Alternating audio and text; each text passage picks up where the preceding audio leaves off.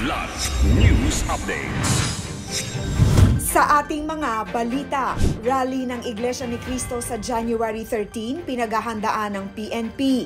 Suspect sa pagpatay sa babaeng PWD sa San Juan, Batangas, patay sa pamamaril. Car-free Sundays sa Tomas Morato Avenue ipagpapatuloy ngayong taon.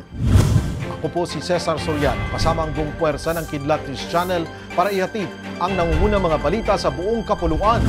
Ngayon, nagkaroon ng coordination meeting ang Philippine National Police o PNP kasama ang Iglesia ni Cristo o INC bilang paghahanda sa nationwide peace rally ng simbahan sa January 13.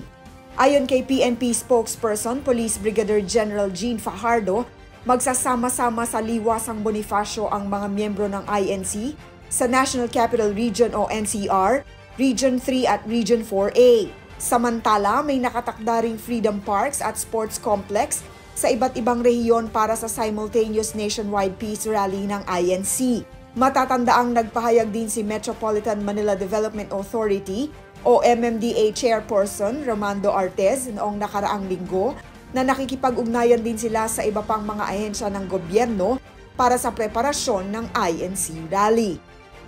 Patay sa pamamaril ang isang babae na suspect umano sa pagpatay sa isang PWD sa San Juan, Batangas.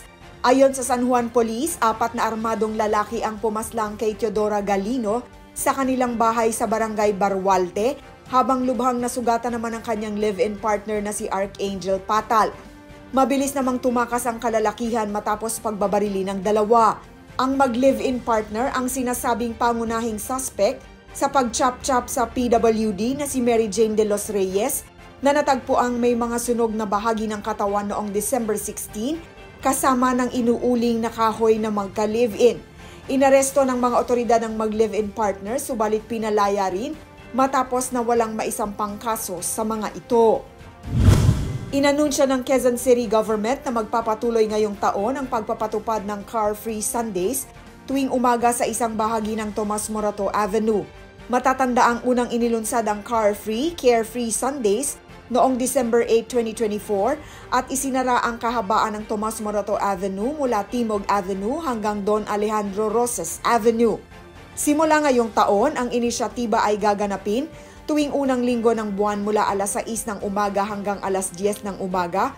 Pagkatapos ng isang taon ayon sa QC Government, gaganapin na ang programa every other Sunday of the month. Diin ni QC Mayor Joy Belmonte, ang programa ay sumasalamin umano sa kanilang adhikain para sa isang sustainable at people-first na Quezon City. Hinihikayat rin ito na lumahok ang residente sa outdoor activities, pagtataguyod ng healthy lifestyle at suporta sa kanilang commitment to environmental sustainability. Para sa Kidlat News Updates, ako si Rosalyn Sinchonco, nag-uulat. at inyo pong natunghayan ang mga headlines sa nakalipas na mga oras. Manatiling nakatutok para sa mga susunod na updates at breaking news. Ako po si Cesar Soriano, kasama nyo sa bawat pagputok ng balita.